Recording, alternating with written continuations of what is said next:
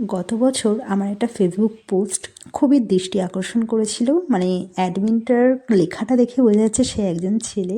সে লিখেছে, আমরাই হচ্ছি লাস্ট জেনারেশন যারা মায়ের হাতের পিঠে খাচ্ছি। এখনকার মেয়েরা যা, তাও আমাদের সন্তানরা তা হয়তো খেতে পারবে না।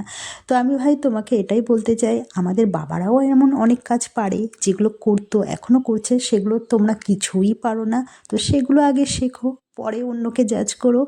ইভেন আমি পিঠে করাটা তো বাদই দিলাম, পিঠেটা একটু টাফ। যে বেসিক রান্নাবান্না সেটা এখন ছেলে মেয়ে উভয়েরই শেখা উচিত। সেই বেসিক স্কিলটাই তোমাদের মধ্যে নেই।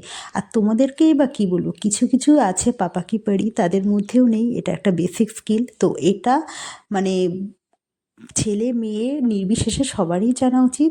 আর পিঠে বানানোটা অবভিয়াসলি আমি তো অ্যাটলিস্ট পারি, শিখে গেছি।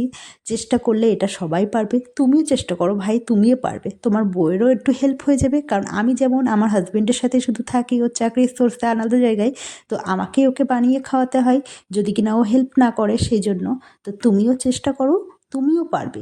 ইভেন তোমার ওয়াইফের অনেক হেল্প হবে। তাই এমন টোন না কেটে তুমিও শেখো, তাকেও শেখাও। সে যদি না পারে, সে যদি বাড়ি থেকে শিখে না আসে, বাড়িতে এসে তোমার মায়ের কাছ থেকে শিখবে। বা তুমি তো হেল্প করো না তোমার মাকে, তাহলেই তো হয়ে যায়, তাই না? তো এমন টোন না কাটাটাই বেটার।